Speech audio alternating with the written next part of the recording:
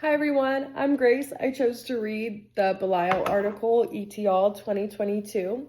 This article implemented a randomized control design using a peak intervention in a classroom with individuals on the autism spectrum. This study took place over the course of 3 months in a special education classroom. The research participants consisted of 1 female and 4 males, so 5 participants in total. Before the multiple probe design across PEAK programs took place, the researchers took pre-test measurements based on the participant scores using the PEAK comprehensive assessment. The researchers selected and individualized 20 targets from each module using the PEAK DT and PEAK generalization subtest. To begin this procedure, the researchers selected the identified 20 programs from each module and tested the individuals at baseline. In the baseline condition, participants were not given reinforcement, correction, or feedback. They simply wanted to know, can they do it, or if they can't do it.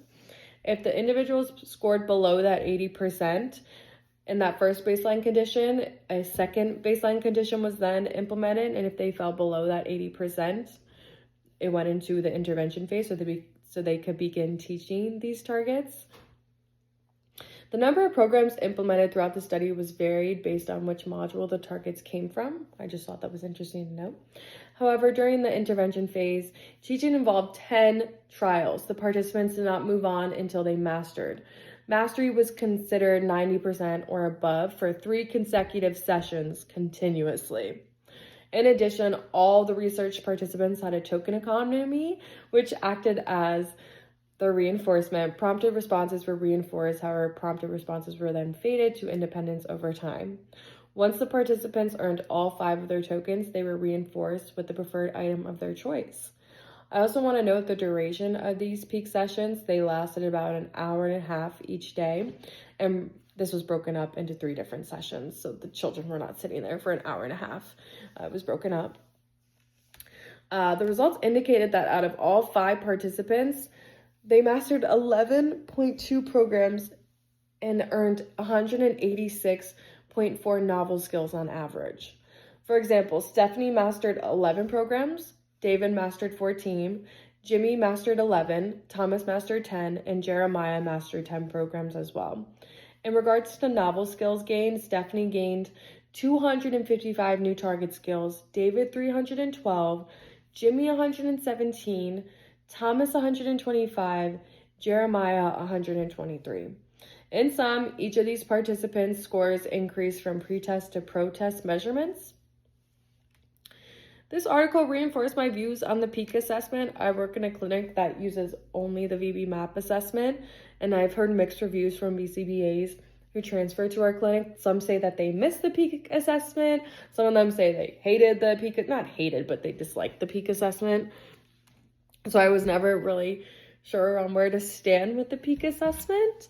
However, after reading this article, the data demonstrated that this style of teaching and intervention procedures have positive outcomes for those who have neurodevelopmental disorders. I also really enjoyed how the stimuli were individualized to the participants based on their preferred interests. I thought this was interesting as well because it probably definitely made the children more interested in learning. It probably made learning more enjoyable as well. I will definitely use that tactic when I venture into the role as a BCBA.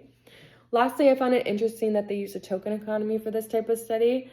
In my mind, I thought they would use like a fixed ratio or like a variable ratio, something like that.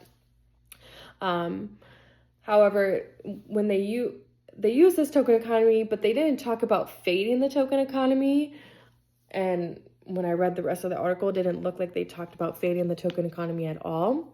So I definitely have questions in how they plan to fade it or if they even faded it. So I wonder how they will account for this as the participants move and progress into different stages of life and learning, because as we know, it's not very natural for us to be reinforced with a token for every little thing we do. It'd be nice if we did, but fortunately, life isn't that nice. But that's all I got today. Definitely read this article if you didn't choose it. I thought it was very interesting, and I think it will help when you guys write the module reflection as well that's due this week. Thank you. Bye.